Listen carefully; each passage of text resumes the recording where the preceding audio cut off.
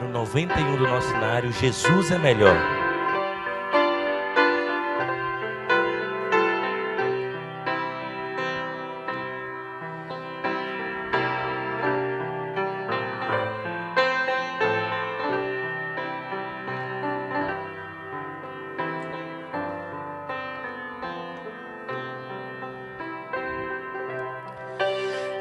Jesus é melhor sim que ouro e bens. Jesus é melhor do que tudo que tens. Melhor que riquezas e posições. Melhor, muito mais do que milhões.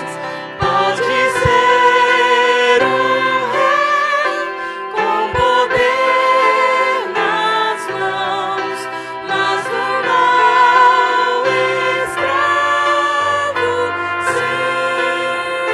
1000 vezes prefiro meu Jesus. 1000 vezes prefiro o meu Jesus E servi-lo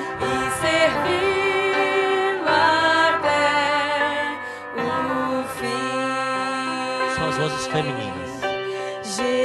Jesus é melhor que qualquer Amigo valor. leal. Amigo leal no prazer e na dor. Melhor do que tudo, Ele é pra mim. Melhor que qualquer amigo. Todos. Enfim, pode ser um rei com poder nas mãos, mas do mal escravo, sim. 1000 vezes, fale. 1000 vezes prefiro o meu Jesus e servi-lo até o fim. São as vozes masculinas. Jesus é mais puro que a linda flor. Jesus é o sol da justiça e do amor. Jesus é a fonte que satisfaz. Caminho do bem, verdade e paz. Pode ser um rei com poder nas mãos, mas do mal escravo, sim. Só a igreja.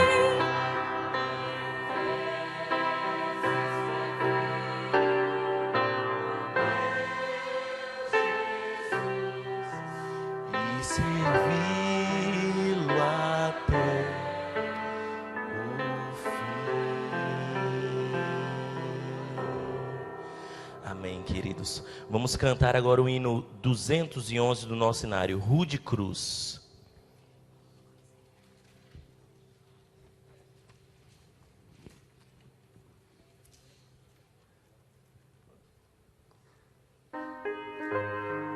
Vamos louvar com mais entusiasmo, mais felicidade. Nós estamos na casa de Deus. Vamos meditar na mensagem que nós estamos cantando e acreditar nelas. A gente não está aqui para dormir, a gente está aqui para louvar o Senhor. Vamos colocar isso no nosso coração e cantar com mais amor. Cruz se erigiu, dela um dia fugiu, em sinal de vergonha, de dor. Mas eu amo essa cruz, Mas eu amo essa cruz, sobre a qual meu Jesus sobre a qual meu Jesus deu deu a vida por mim. Deu a vida O que é que eu sou? por mim, pecador. Agora cante. Sim, eu amo. Sim, eu amo a mensagem da cruz. Até morrer. Até morrer, eu a vou proclamar. Levarei eu também minha cruz. Levarei eu também minha cruz. Até por uma coroa trocar. Desde a glória dos céus, o Cordeiro de Deus, ao Calvário humilhante baixou. E essa cruz tem pra mim atrativo sem fim, pois Jesus nela me resgatou. Só a igreja agora.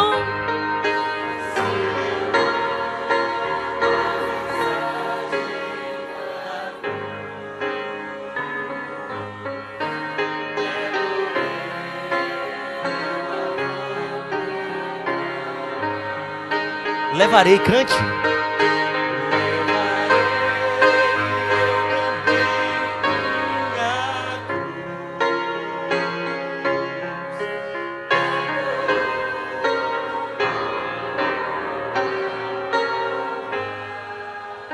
Todos. Nesta cruz padeceu, desprezado morreu, meu Jesus, para dar-me o perdão. Fale assim, eu me alegro na cruz. Fale.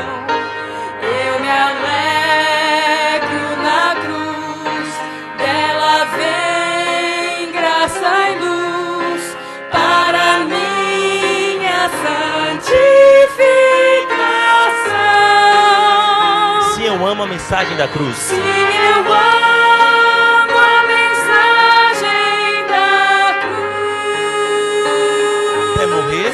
até morrer eu a vou proclamar. Levarei eu também minha cruz,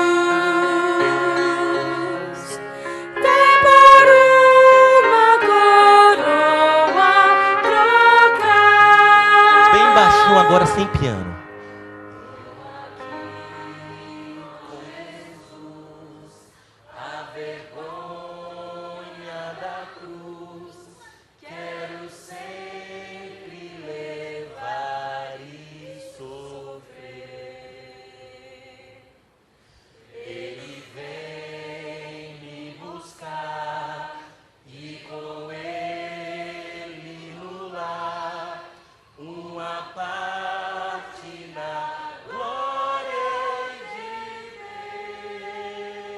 Sim, eu amo.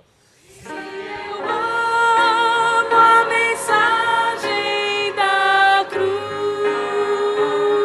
Afirme isso. Até morrer eu a vou proclamar. Isso é uma promessa. Levarei eu também minha cruz, até por uma coroa trocar. Amém. Amém. Vamos cantar o hino Cordeiro de Deus, que é o hino oficial desse final de semana.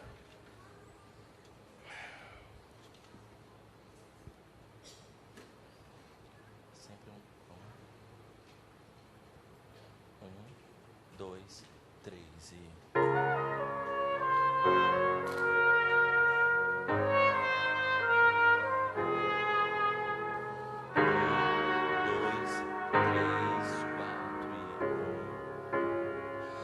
Dai glória ao Santo de Israel,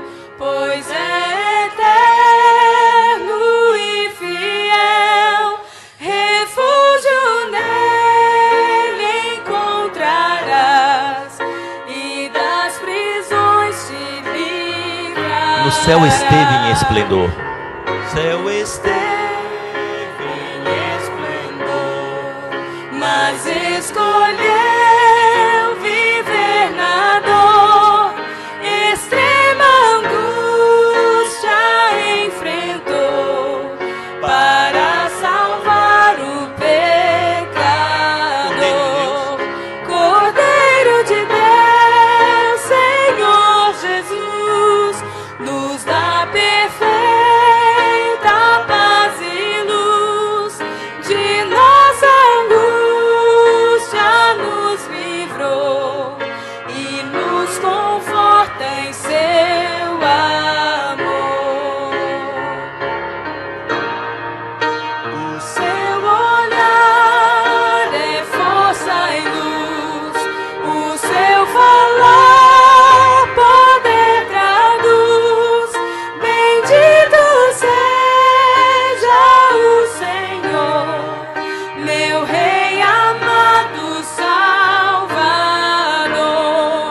Cordeiro de Deus, Senhor Jesus, nos dá perfeita paz e luz, da perdição nos libertou e a vida eterna nos Mais uma vez, Cordeiro de Deus, a capela. guiou. Cordeiro de Deus, Senhor Jesus, nos dá perfeita paz e luz, da perdição nos libertou e a vida eterna nos guiou. E a vida eterna nos guiou. Oremos. Senhor Jesus, nós queremos te louvar e te agradecer, porque um dia o Senhor vestiu um corpo humano, um dia o Senhor recebeu uma coroa de espinhos, foi machucado, maltratado, humilhado, para nos dar a opção e a oportunidade de vida eterna. E nós entendemos que isso é graça, Senhor, e queremos te louvar hoje. Queremos te agradecer por essa misericórdia, por essa maravilhosa graça. E queremos te pedir que esse culto, Senhor, possa ser inundado das tuas bênçãos e que o Senhor possa falar ao nosso coração. Nós oramos em teu nome, amém.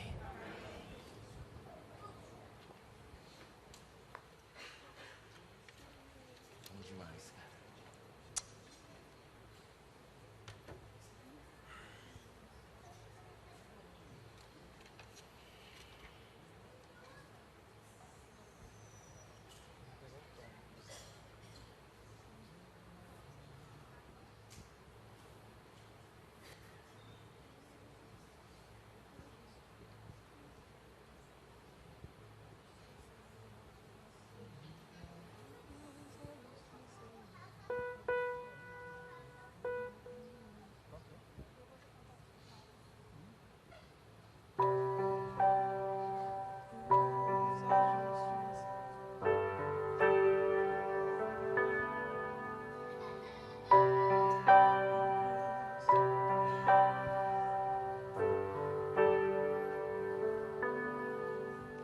Na cruz a justiça e a paz se beijaram. Da luta mais intensa ressurgiu um Salvador. A maldade se provou ser tão fraca como o ódio, pois a vida ressurgiu com a força do amor. A cruz é o centro da história,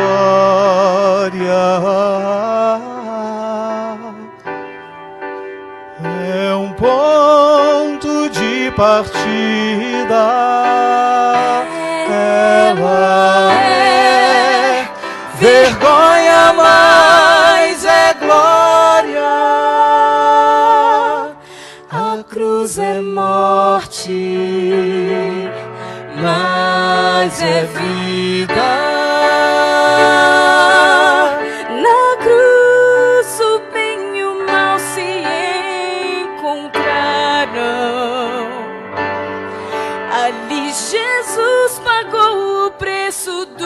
pecados meus.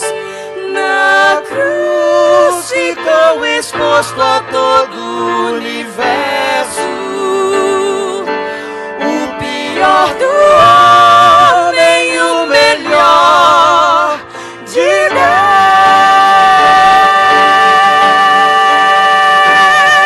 Deus. Quem tu adoras nesta vida determina quem tu és.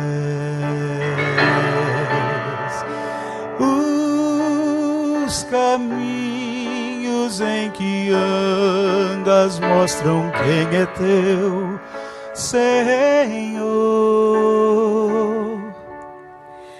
Toma tua cruz e alicerça tua fé. É da fraqueza e dependência que brota o amor. A cruz é o centro da história.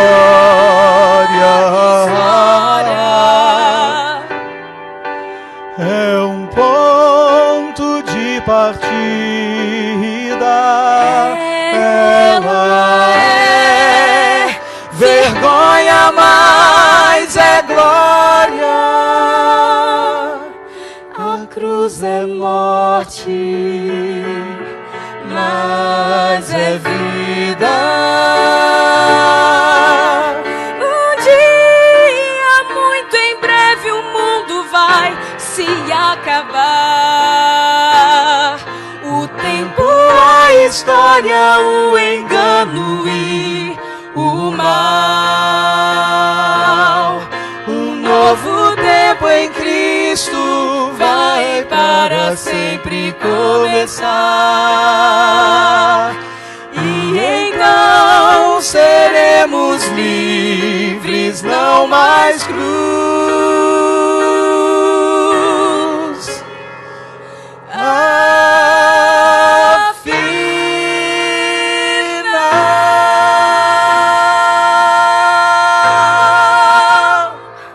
amém.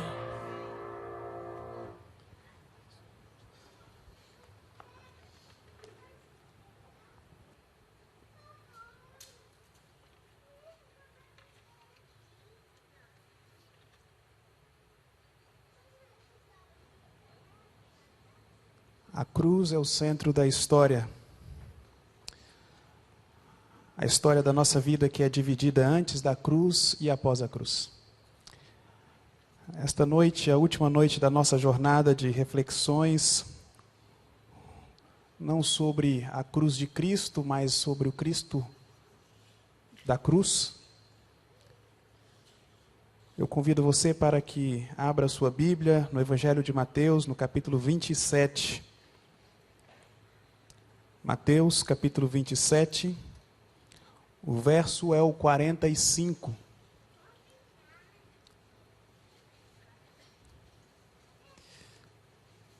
Mateus 27, verso 45.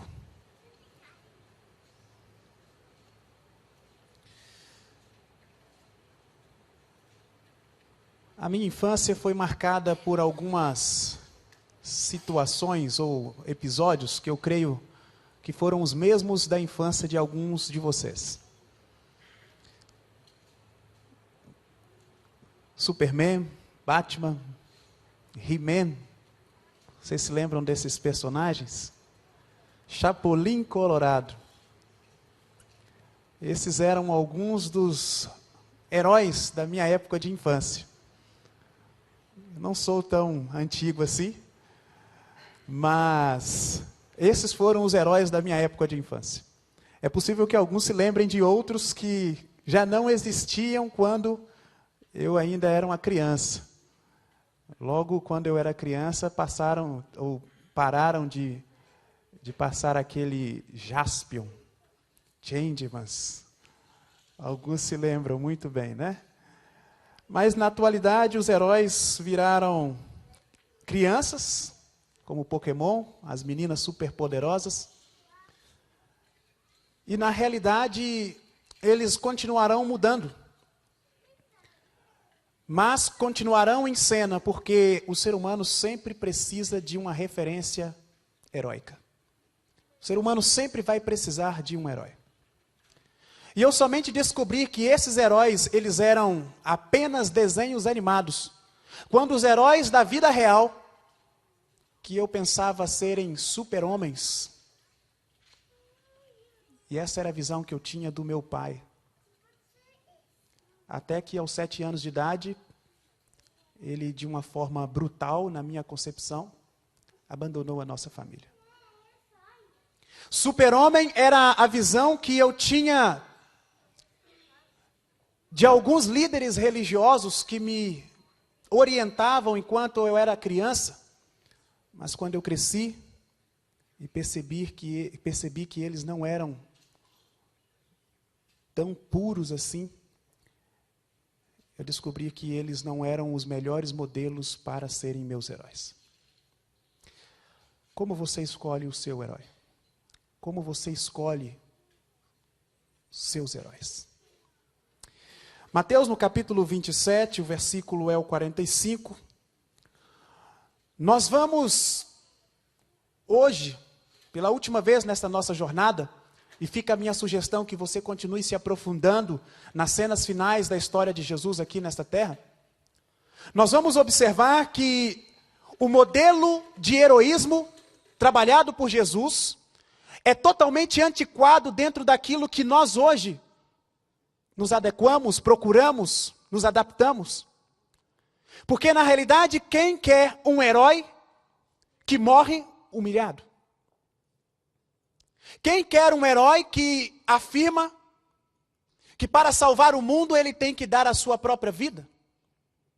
Quem quer um herói que é coroado de espinhos?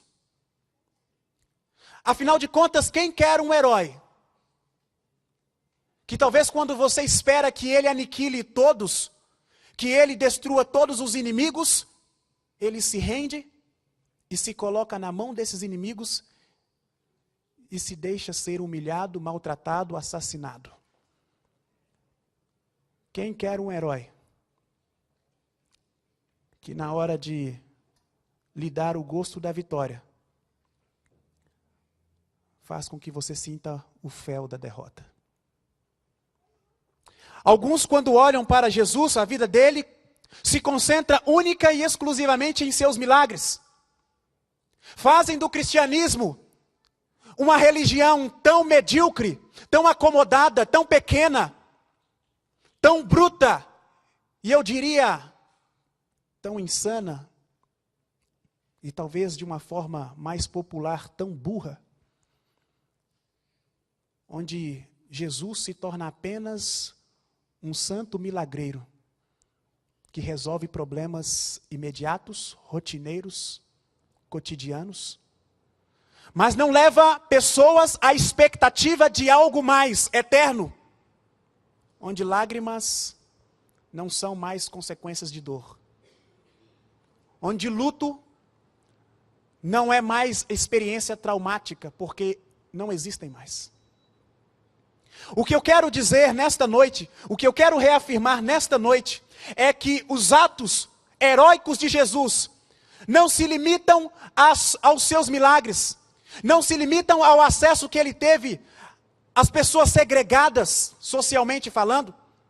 Os atos heróicos de Jesus não se limitam aos milagres realizados na vida de cegos, de mudos, surdos, coxos. O maior milagre de Cristo Jesus foi ter nascido para morrer. E essa foi a promessa que Deus deu a Maria. Você dará à luz a um menino que vai morrer. E eu acho a inauguração do cristianismo neste mundo uma cena brutal no calendário de Deus. Um dia em sua agenda, na agenda de Deus, estava o seu nascimento aqui neste mundo. O nascimento de Deus Filho. Mas no mesmo dia em que na agenda de Deus estava relatada a situação pela qual Jesus nasceria, havia uma observação. Adiante algumas páginas, e na mesma agenda estava marcado o dia em que Jesus morreria. A vinda de Jesus a este mundo, a vinda de Deus a este mundo, está marcada na agenda de Deus, na história de Deus. E Deus foi marcado com a minha e a sua história. Deus foi marcado com o meu e com o seu pecado. E agora no versículo 45, nós vemos Deus sendo dirigido, sendo levado a uma circunstância tal, onde o próprio Deus teve que se deter diante de uma situação que para ele era extremamente difícil. Deus teve que se deter a uma relação íntima com o Filho, com o seu companheiro no ato da salvação. E no versículo 45 nós vemos que desde a hora sexta até a hora nona houve trevas sobre a terra. Desde a hora sexta, meio-dia, a hora nona, 15 horas, 3 horas da tarde, houve trevas sobre a terra. Eu estava em São Paulo em 2010. E eu estava falando sobre esta mensagem. Eu estava contando esta história.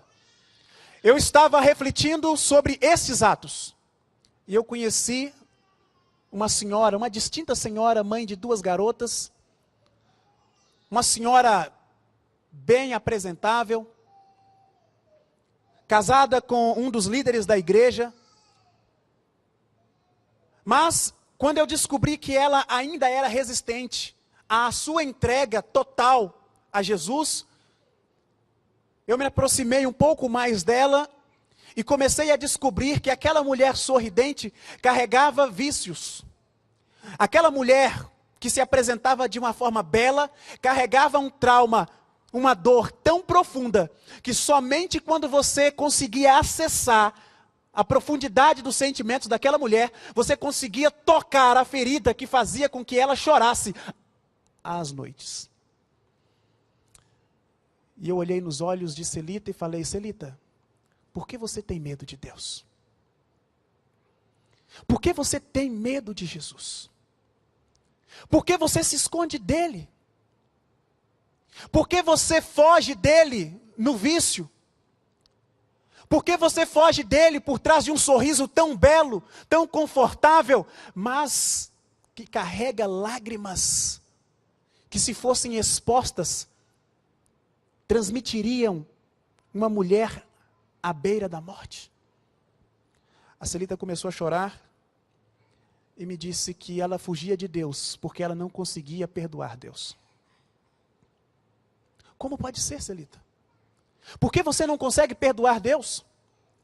Por que você não consegue entrar num relacionamento com Deus, onde você entenda de fato quem Ele é, o quanto Ele te ama, e você entenda que assim como você precisa do perdão dEle, você precisa perdoá-lo? E me diga, como você não consegue perdoar Deus?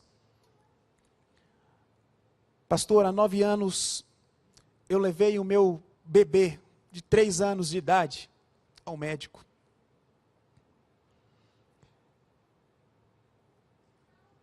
O médico aplicou uma medicação errada e eu perdi o meu bebê.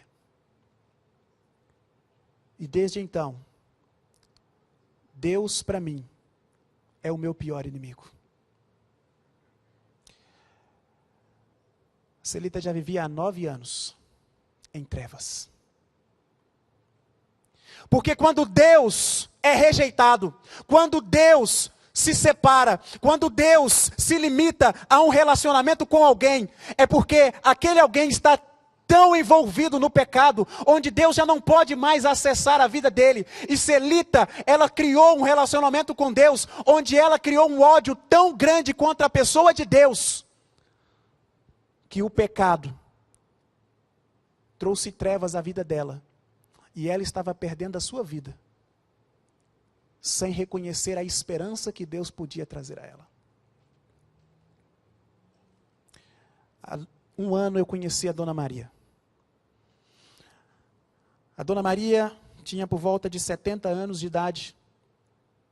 Eu a pastoreei em Belo Horizonte. E ela disse: pastor, eu não consigo dormir à noite. Eu não consigo dormir, pastor, porque há mais de 20 anos eu vivo em trevas. Há mais de 20 anos eu vivo uma situação onde eu tenho certeza que Deus não me perdoa, onde eu tenho certeza que Deus não está ao meu lado. Quando Dona Maria era uma criança ainda, aos 5 anos de idade, numa madrugada ela viu um senhor entrar à sua casa, assassinar a machadadas o seu pai, cortar os pedaços do seu pai na frente dela. E ela olhou para mim: pastor, como Deus pode se interessar por uma mulher que não consegue perdoar o assassino do seu pai?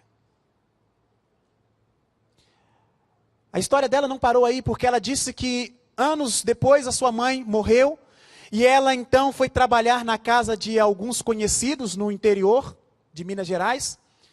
Lá ela foi escravizada, foi obrigada a se casar com um homem da região, que a espancava, um alcoólatra, que a destruía, que arruinou a vida dela. E ela olhou para mim e falou: pastor, como Deus pode querer se interessar por alguém que não consegue perdoar o seu ex-marido mesmo após a sua morte? É possível que nesta noite eu esteja falando para pessoas que vivem em trevas não apenas há 3 horas, mas talvez há alguns anos. É possível que eu esteja falando para alguém que não conseguiu acessar a presença de Deus, o perdão de Deus, porque em seu passado, talvez no mais antigo, longínquo passado, existe alguém, existe uma figura que faz com que a sua vida ainda esteja envolta em trevas. Deus teve que se afastar do mundo por aquelas 3 horas. E no versículo 46, nós encontramos Jesus no alto daquela cruz, clamando, reagindo à ausência de Deus aqui neste mundo. Nós encontramos Jesus rogando, chorando, exclamando, suplicando pelo sentimento da ausência do Pai. Um sentimento que nós sentimos toda vez que estamos envolvidos num ato de pecado. Um ato de pecado que arruína a nossa vida, que destrói os nossos relacionamentos, que separam as nossas famílias. E possivelmente quando eu falo de pecado, você sabe muito bem do que eu esteja falando. Possivelmente quando eu falo de estar envolvido em algo que esteja destruindo você e a sua família, você saiba muito bem do que eu estou falando.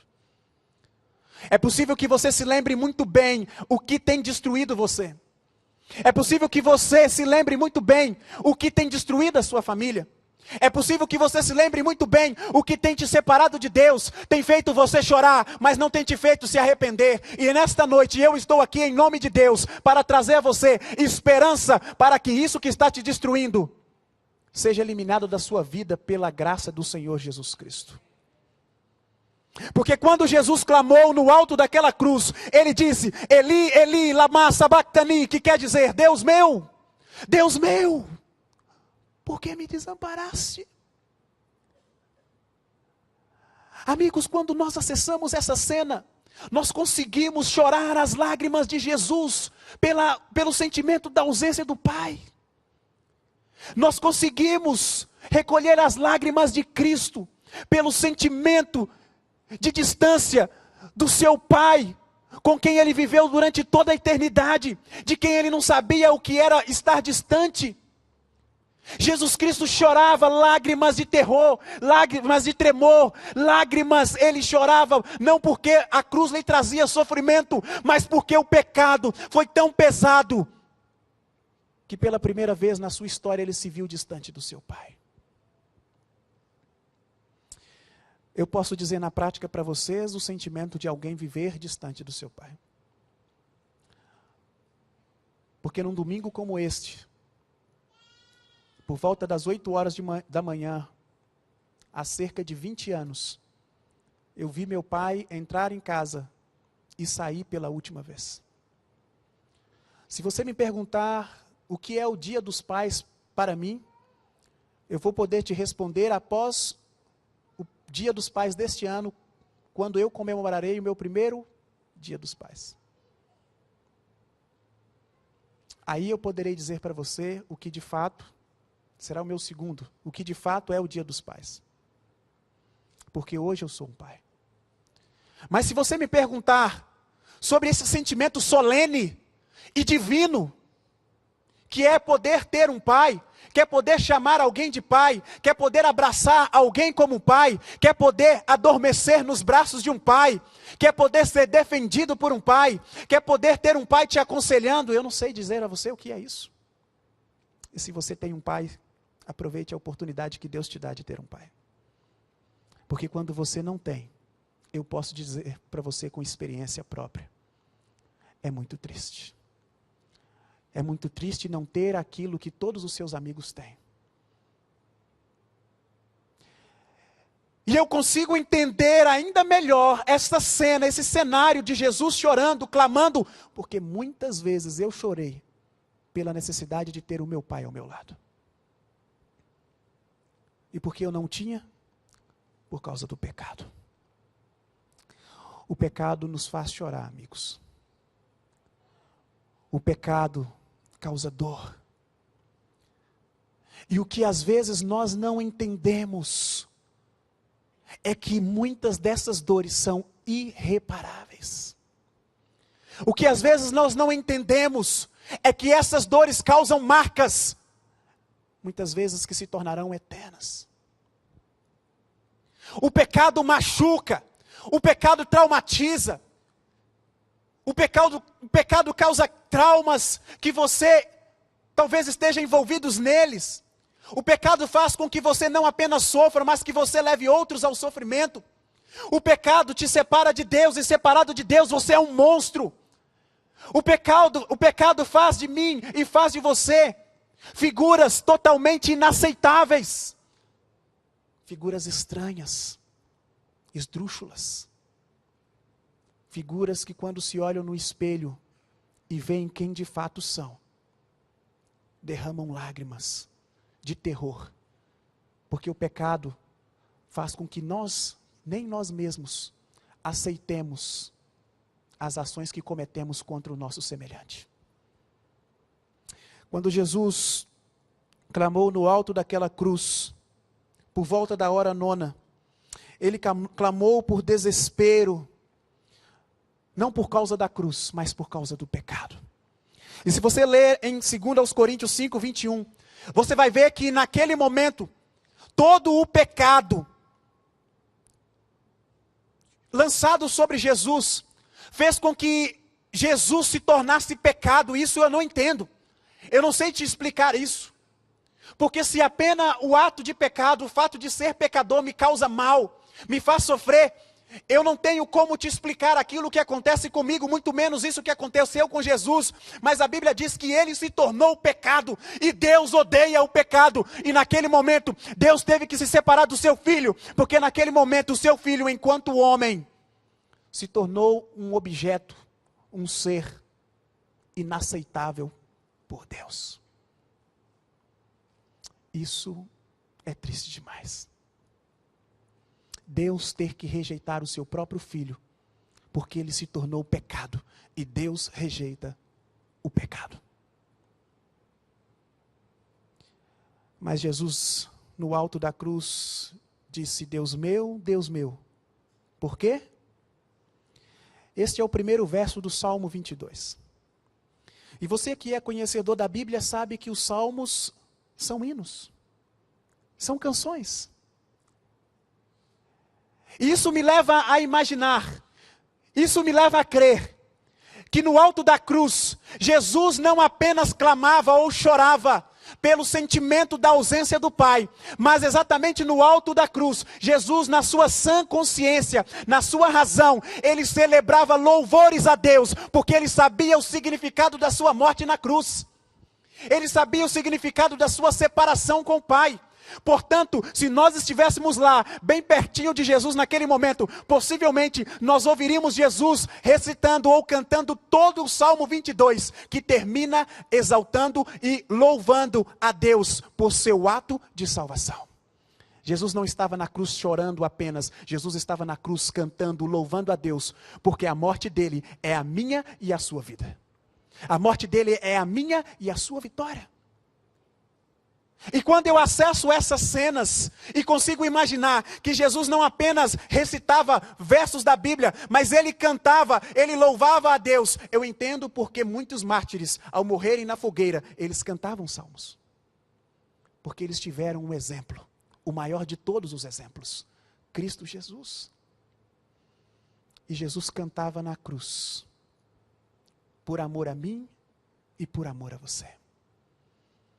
Jesus cantava na cruz, porque ele sabia que a perseguição, ele sabia que a afronta, ele sabia que o insulto, ele sabia que a dor era apenas parte de um plano que ele já experimentara no início da criação do mundo, porque ele já sabia que a vitória é certa. Ele já sabia que onde abunda o pecado, superabunda a graça. Ele já sabia que não há nada que possa nos separar do amor de Deus que está em Cristo Jesus. Nem mesmo a cruz do Calvário pode nos separar do amor de Deus. É por isso que a cruz do Calvário não é o fim da história. A cruz do Calvário é o centro de uma nova história. Uma história que eu e você podemos começar dia após dia. Quando a cruz do Calvário se torna para mim e para você o motivo da nossa existência. A morte de Cristo. Perdão para os meus e para os seus pecados. Quando Jesus, envolto nessas cenas, começa a gritar, a clamar e também, eu entendo, a cantar. No versículo 50, ainda em Mateus 27, você percebe que Jesus dá o seu último brado. Talvez canta a última estrofe dos salmos que ele cantava enquanto estava chegando ao fim do seu ministério terrestre. E Jesus, clamando outra vez com grande voz, entregou o... Vamos lá para Lucas, no capítulo 24, versículo 46. Porque Lucas nos dá o conhecimento do que Jesus clamou em grande voz. Lucas, capítulo 23, o verso é o 46.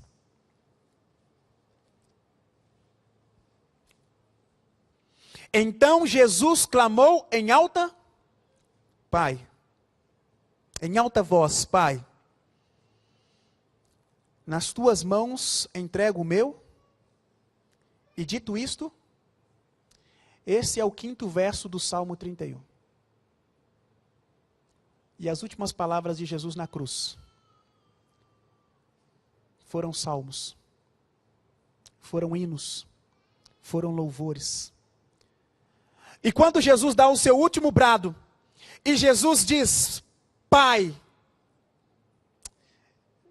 eu me encontro aqui nas palavras de Jesus. Porque muitas madrugadas, enquanto eu chorava, esperando, desejando um pai, Jesus Cristo me ensinou quem é o meu Pai. Jesus Cristo me ensinou quem é o verdadeiro Pai. Aquele que nunca me abandonou. Aquele que nunca me rejeitou. Aquele que nunca se distanciou de mim. Aquele que disse que Os pensamentos dele sobre a minha pessoa são os melhores possíveis. E mesmo diante do mundo que me rejeitava, mesmo diante do mundo que me negava, mesmo diante do mundo que fugia de mim, Deus sempre estava ali, me abraçando, me acariciando. O meu Pai. O seu Pai. Aquele que não vai te abandonar. Aquele que não vai te rejeitar. Aquele que nunca vai te deixar. O Pai sempre presente. Seja na alegria, ou seja nos cravos que fazem você chorar. Aqueles momentos, eu consigo acessar aquela cena sob o olhar de Maria, a mãe de Jesus. E Maria, a mãe de Jesus, estava olhando, ouvindo e experimentando o cumprimento da promessa talvez mais dura, da profecia mais angustiante que Deus deu ou proferiu para alguém. Há cerca de 33 anos, o anjo do Senhor deu a Maria a esperança, deu a Maria a alegria de, conduzida pelo Espírito Santo, receber um presente de Deus, Emanuel. Maria teve o privilégio de educar aquela criança e conduzir aquela criança às primeiras letras. E apesar de ele ser Deus, foi Maria a responsável por ensiná-lo a ser homem. Maria sabia que um dia ele morreria. Mas eu tenho certeza que, assim como eu tenho muitas mães aqui, Maria não esperava ter que vê-lo morrer. Eu fiz alguns cultos fúnebres no ano passado. E eu confesso para vocês que nada é mais triste do que você realizar um culto fúnebre onde um pai tem que levar à sepultura o seu filho. Aquela cena não é meramente comovente, ela é transtornante.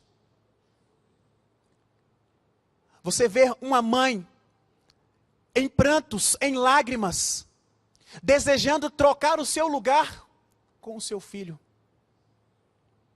E eu imagino que Maria desejava fazer o mesmo naquele dia. Porque a luz que Maria viu naquele dia quando Jesus nasceu, Maria a viu desaparecer naquele momento enquanto seu filho estava morrendo.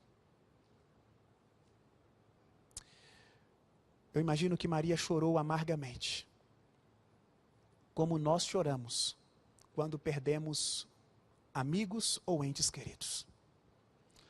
Mas esta é a forma de Deus nos lembrar que o pecado machuca. Por incrível que pareça, por mais inaceitável que seja, a morte é uma lembrança, é uma forma que Deus usa para dizer a mim e a você que o pecado dói.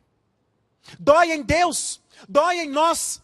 E Deus não deseja que a morte seja uma realidade eterna. É por isso que Jesus Cristo nos deu esta esperança, essa certeza. Jesus entregou a sua vontade ao Pai, para que a vontade do Pai, a mim e a você, que é vida eterna, vida em abundância, seja uma realidade. Porque todo aquele que está em Cristo Jesus viverá eternamente. E mesmo que morra, voltará a viver, porque Jesus é a ressurreição. Em 2010, quando eu olhei nos olhos de Lenita, eu falei: Lenita, você só está distante de Deus há tanto tempo porque você ainda não conhece o que esse Deus está fazendo para surpreender você. Lenita, você pode procurar na evolução, você pode procurar no ateísmo, mas existe apenas um lugar onde você vai encontrar esperança para rever o seu filho. E este lugar, Lenita, é na palavra de Deus. Este lugar era na cruz do Calvário. Este lugar é em Jesus Cristo. E se você entregar a vida a Ele, Ele vai devolver o seu filho a você, Lenita. Querido amigo, querida amiga, só em Jesus há esperança. Só em Jesus há esperança para a reconciliação familiar. Só em Jesus há esperança para a renovação matrimonial. Só em Jesus há esperança para o perdão que você precisa liberar para alguém. Só em Jesus há esperança para o perdão que você precisa receber de alguém. Só em Jesus há esperança para você receber de volta esse ente tão querido, que quando você olha as fotos, você ainda chora por ele. Só em Jesus há esperança para que nunca mais nós choremos, porque o próprio Deus há de enxugar dos nossos olhos cada lágrima. Só em Jesus há esperança. Quando Jesus disse ao Pai: Pai, em tuas mãos eu me entrego. De forma consciente e racional. Mais uma vez, ele reconheceu que ele dependia do Pai. Que ele dependia da vontade do Pai. E por incrível que pareça, a vontade do Pai era que ele morresse. Isso é um paradoxo. Isso é incompreensível. Como um pai conduz o seu filho à morte. Como um pai conduz o seu filho a derramar o seu sangue. Isso é incompreensível para seres humanos que não teriam coragem de fazer isso. Isso é incompreensível para seres pecadores que não teriam coragem de dar a sua vida mesmo por alguém santo. Isso é incompreensível. E Deus não pede que compreendamos, mas que aceitemos. E eu não estou aqui nesta noite para apelar à sua compreensão. Porque talvez se você tentar compreender isso, você poderá ser levado à loucura da negação destes fatos. Talvez se você procurar compreender isso com as ciências que o mundo nos apresenta, você se tornará um intelectual na arte de negar a pessoa de Deus. Você se tornará um cientista para a tentativa de provar a inexistência desses fatos. Portanto, nesta noite eu não quero apelar a você de forma científica. Eu quero apelar a você de forma humana. E na humanidade que eu sei que existe em você, na sensibilidade que eu sei que existe em você, nesta noite eu quero convidar você para unir-se a mim e entender ou aceitar aquilo que Cristo fez por cada um de nós. E sabe o que ele fez? Deu a vida, sem que ele merecesse perdê-la. Entregou-se à morte, por mim, o real culpado, por seu sacrifício. No ano passado, eu conversei com uma senhora, a Maria, esse não é o nome dessa pessoa. E a Maria, ela foi cristã desde a sua infância. Uma família de 3 irmãs, todas elas criadas nos caminhos de Deus. Meninas que cresceram liderando a igreja, ainda adolescentes, se tornaram cantoras, pregadoras. Meninas que fizeram através da sua voz, através da sua atitude, muitas pessoas não apenas derramarem lágrimas, mas fizeram muitas pessoas se entregarem a Jesus. Mas Maria, por volta dos 20 anos, começou a namorar um senhor casado. E desse namoro surgiu um filho. Esse senhor casado separou-se da sua então esposa, foi morar com Maria. E quando eu os conheci, eles já viviam juntos por volta de 20, 25 anos. Já tinham 3 filhos.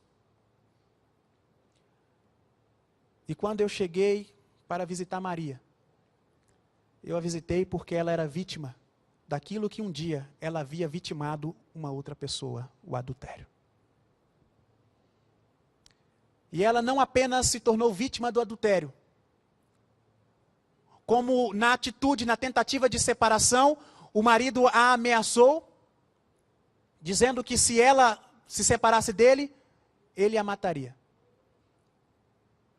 E ele, na atitude, na tentativa dela de se separar, ele provou para ela do que ele era capaz. Eu olhei nos olhos dela e disse: Maria, você sabe por que eu estou aqui?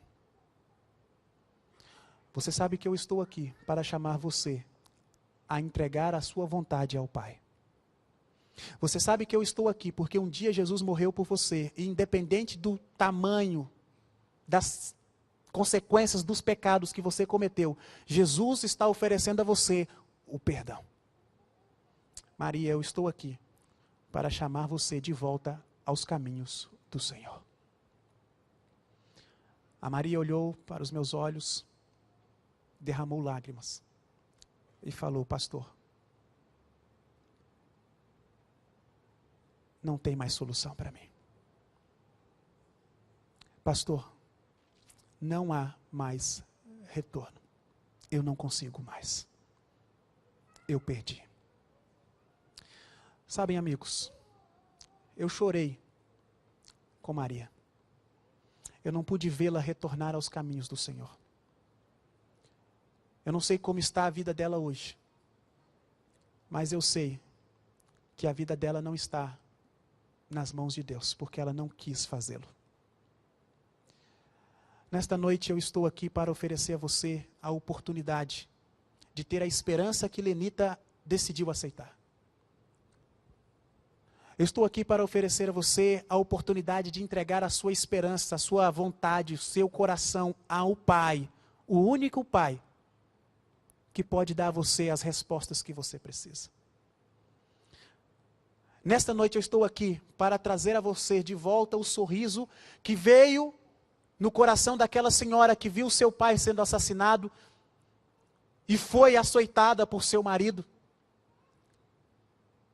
Quando eu disse para ela que Deus a perdoava por não conseguir perdoar, mas que ela só conseguiria entender o perdão de Deus quando ela perdoasse. E uma semana depois, ela me deu um abraço, chorou e disse para mim: eu consegui perdoar.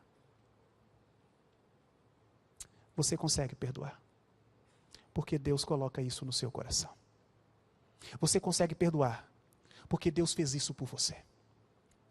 Você consegue entregar a sua vontade a Deus, porque nunca é tarde demais.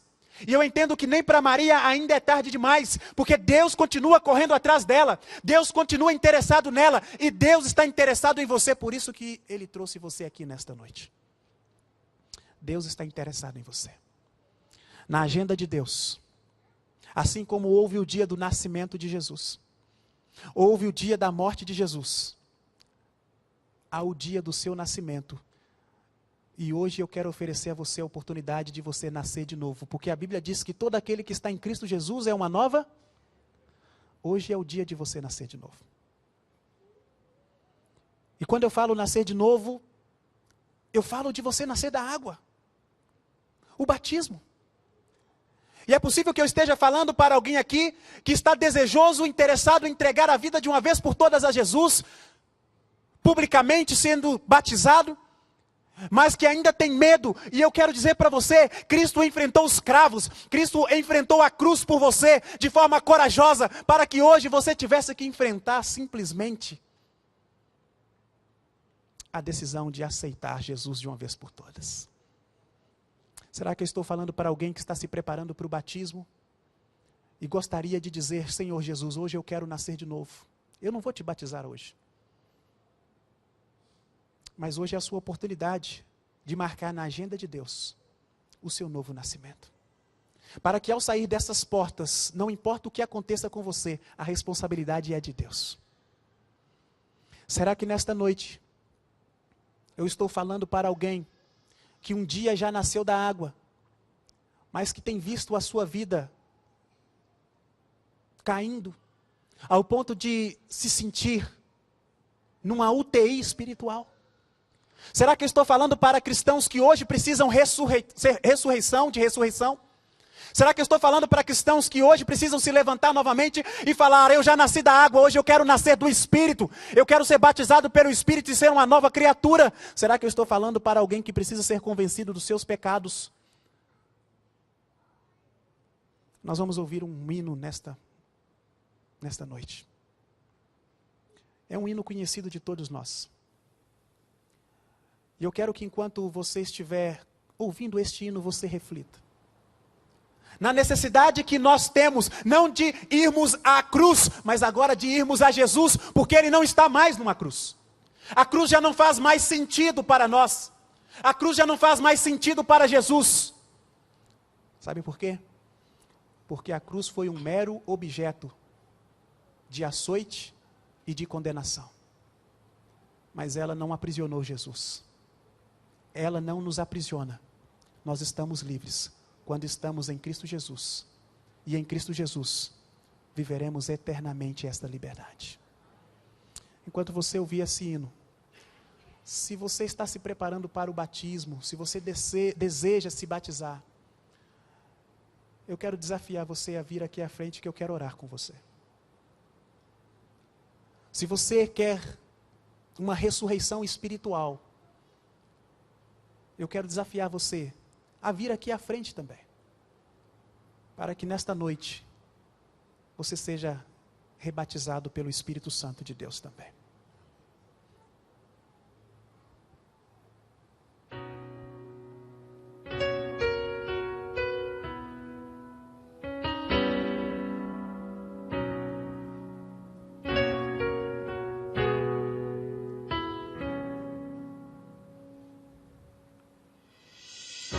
No Getsemane foi que meu Jesus orou, se entregando ao Pai mais uma vez. Logo vieram pessoas para o levar para a maior das provações. Quem vai ser o primeiro corajoso? Ele tanto amou, tudo suportou. Suportou por você. Ele carregou a nossa cruz. Vê os cravos nas mãos, seu corpo a sofrer naqueles momentos de dor. Vê o mestre a chorar, e foi por você que ele mostrou tanto amor. Os soldados cuspiam no seu rosto nu. Posso ouvir o clamor da multidão.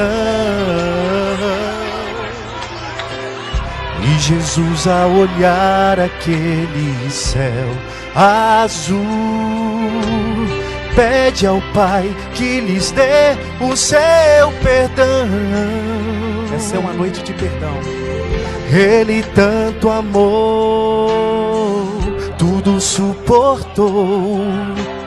Ele carregou a nossa cruz. Vê. Esses escravos foram por você, foram seu por nós. corpo a sofrer naqueles momentos de dor. Vê o mestre a chorar, e foi por você que ele mostrou tanto amor. Ele tanto me amou, por mim suportou, carregou minha cruz. Vem ver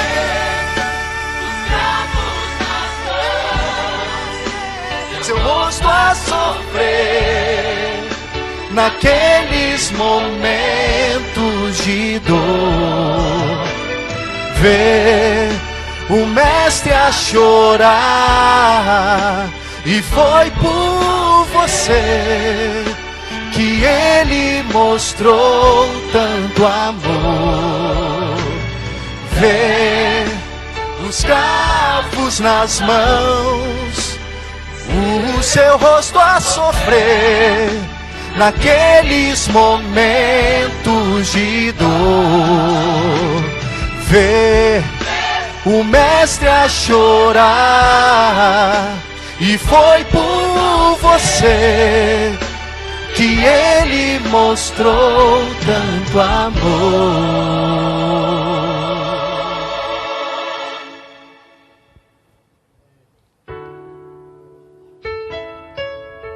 Louvado seja o nome do nosso Deus, pelo perdão que é concedido a cada um de nós. É possível que ainda haja alguém que queira vir aqui à frente. É possível que haja alguém que está sentindo o queimar do Espírito Santo no coração, pela necessidade que sabe de expressar-se publicamente e marcar na agenda de Deus o compromisso com Ele, de entregar a vida. E eu quero te dar essa oportunidade ainda. É uma oportunidade que um dia foi dada a mim, foi dada a muitos dos que estão aqui. A oportunidade de nascer de novo. Existe alguém ainda, o Espírito Santo está se movendo entre nós. E se hoje Ele está falando ao seu coração, não endureça o seu coração. Eu vou orar. Se enquanto eu estiver orando, for o seu desejo de fazer essa entrega, se você desejar, simplesmente dê um passo à frente aí onde você está. Eu não vou ver, mas Deus vai ver e vai entender. Amém. Querido Deus, Pai, é assim que nós temos o privilégio de te chamar. Pai que nos ama, Pai que nos entende, Pai que nos aconselha, Pai que nos perdoa. Obrigado, Deus, porque as lágrimas de Jesus são motivos dos nossos sorrisos. Nós queremos, Pai, sorrir sempre, como uma expressão daquilo que está em nosso ser, como uma expressão do teu toque, da tua unção. Nós queremos sorrir, demonstrando ao mundo a consequência do ato salvífico de Jesus. Nós queremos sorrir, Pai, para que o mundo veja o quanto nós somos privilegiados por recebermos a entrega de Jesus para morrer por nós. Nós te louvamos pela história da cruz, que se conclui na nossa história, onde hoje nós morremos para o mundo e nascemos para uma nova vida em Cristo Jesus. E o viver que antes vivíamos na carne, hoje, Pai, queremos voltar, queremos viver em Cristo Jesus. Queremos amar como Ele amava, abraçar como Ele perdoava, queremos perdoar como Ele perdoava, e queremos entregar ao Senhor a nossa vontade como Ele entregou. Eu tenho certeza, Pai, que na sua agenda hoje, o Senhor finaliza o seu diário com muita alegria. Porque agora eu tenho certeza que o Senhor está escrevendo o nome de cada uma dessas pessoas no seu diário.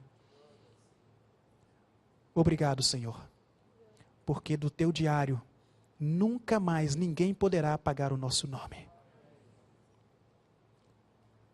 Aqui estão suas filhas e seus filhos. Abrace-os, beije-os, carregue-os em seu colo, a fim de que eles sejam conduzidos ao paraíso de paz que todos nós almejamos. Amém. Em nome de Cristo Jesus. Amém, Senhor. Amém. Que Deus abençoe vocês. E lembre-se sempre, vocês são de Deus.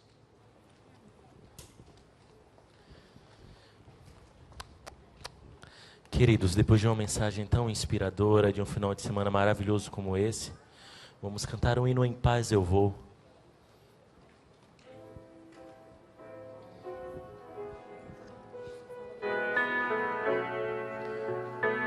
Se você já sabe a letra desse hino, feche seus olhos e louve a Deus. Em paz.